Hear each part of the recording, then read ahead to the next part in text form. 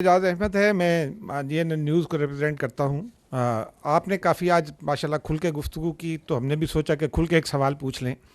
पिछले कुछ अरसे से उसी सियासी पार्टी पीटीआई कह लें, सुन्नी इत्तेहाद काउंसिल कह लें, या वो सियासी टोला कह लें, उसके वज़ीर आला खुलकर रियासत के आइनी अहदेदारों को धमकियाँ देते हैं। बानी चेयरमैन जो हैं वो अस्करी क़यादत को खुलकर धमकियाँ देते हैं, और बेशुमार वाक़यात है, जेल में रहकर आर्टिकल्स बाहर छप जाते हैं। लेकिन कोई उसको काउंटर नहीं किया जा रहा, नंबर वन।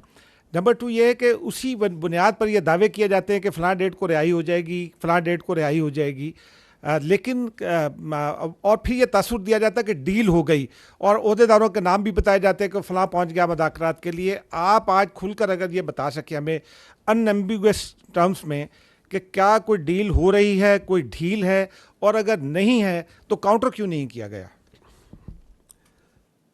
देखिए, before I come to your specific question deal पे,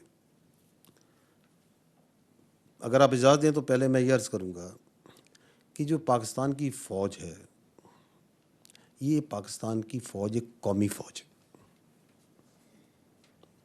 इसके अंदर तमाम मकतबा फ़िक्र के लोग होते हैं, इसके अंदर तमाम कौमियत के लोग होते हैं, तमाम नस्ल, रंग और मज़ाहिब के लोग होते हैं। इसकी किसी किस्म की कोई इदाराती तौर पे सियासी सोच नहीं होती है। ताहम चूँकि we are a parliamentary democratic system, तो जो हुकूमत वक्त होती है वो सियासी होती है और सियासी पार्टीज़ बनाती हैं। तो हर हुकूमत वक्त के साथ पाक आर्मी का, फ़ौज का एक गैर सियासी मगर आइनी और कानूनी ताल्लुक़ होता है। ठीक, तो this is important to understand. चूँकि हम किसी एक ख़ास सियासी सोच की, जिस तरह हम एक ख़ास कौमियत की प्रचार नहीं करते, हम एक ख़ास मज़हब का प्रचार या ख़ास कौमियत नस्ल को आगे लेके बढ़ते नहीं, इसी तरह हम किसी एक ख़ास सियासी सोच को लेके आगे नहीं बढ़ते। तो इस वजह से हमारे लिए तमाम सियासी सोचें, तमाम सियासी जमातें जो कि अवाम की नुमाइंदे हैं और सियासी लीडर्स काबिल एहतराम होते हैं। ताहम अगर कोई सियासी सोच और कोई सियासी लीडर और कोई सियासी टोला अपनी फ़ौज पे हमलावर हो, अवाम और फ़ौज के दरमियान नफ़रत और खलीज पैदा करे,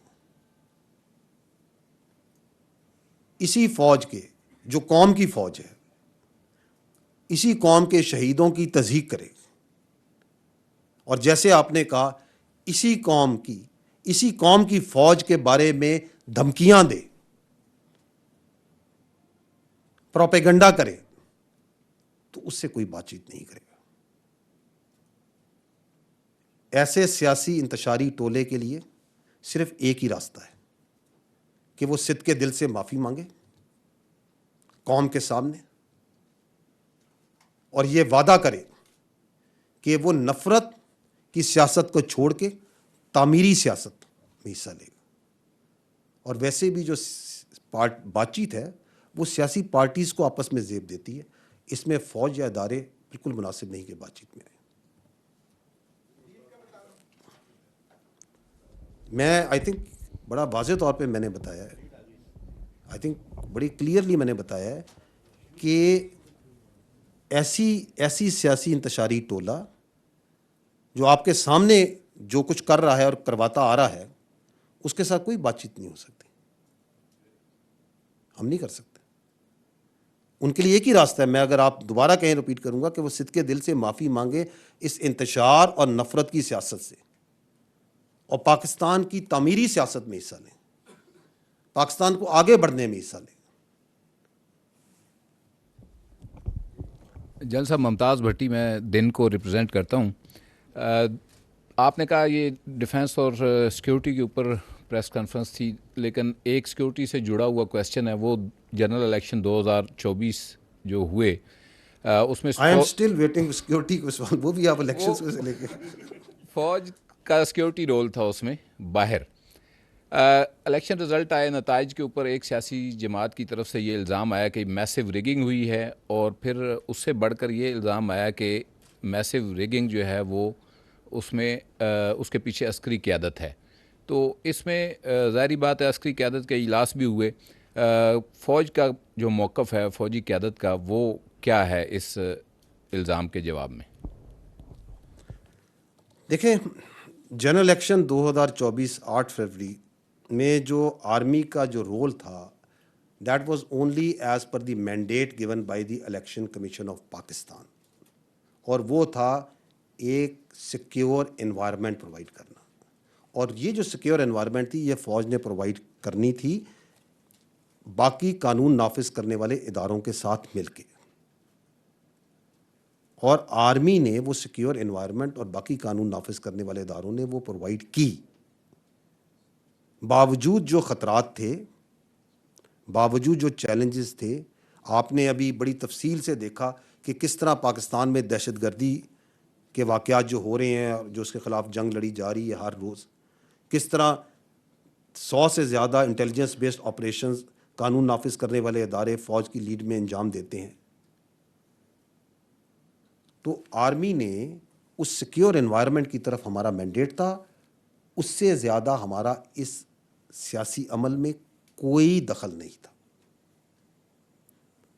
افسوس کی بات یہ ہے کہ وہ یہ لارجر جو سوشل میڈیا پروپیگنڈا کی بات ہوئی، اس میں ایک تواتر سے چونکہ ایک زہریلا بیانیہ بنایا جاتا ہے، جھوٹ بولا جاتا ہے، اسی تواتر میں الیکشنز میں فوج کی سیاسی مداخلت کے بغیر ثبوت کے جھوٹے بیانیے کو آگے بڑھایا گیا، اس کو مذموم سیاسی مقاصد کے لیے، اور کچھ میڈیا کے اور سوشل میڈیا کے عناصر نے بھی اس کو چلایا.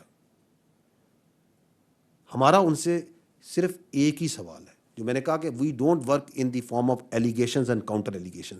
ہم ان سے ایک ہی سوال کرتے ہیں اور تواتر سے کرتے ہیں کہ اگر اس کا کوئی ثبوت ہے ان الزامات کا، تو جو متعلقہ آئینی اور قانونی ادارے ہیں ان کے آگے وہ رکھا جائے.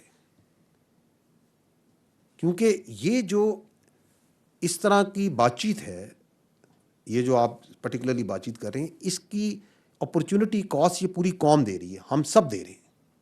کیونکہ اس سے فرق یہ پڑتا ہے کہ جو ایکچوئل ایشوز ہیں پاکستان کے، چاہے وہ گڈ گورننس کے ہیں، چاہے وہ آپ کی معیشت کے ہیں، چاہے وہ سیکیورٹی کے ہیں، عوامی فلاح و بہبود کے ہیں، اور متعدد مسائل ہیں ہمارے، ساری توجہ، بات چیت، تبصرے، فکر، سوچ، ایفرٹ وہ ڈائیورٹ ہو جاتی ہے اس نیگیٹو ڈسکشن کی طرف، اس بے بنیاد الزامات کی طرف.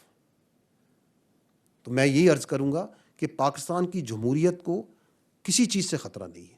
اگر خطرہ ہے تو صرف ان غیر جمہوری رویوں سے.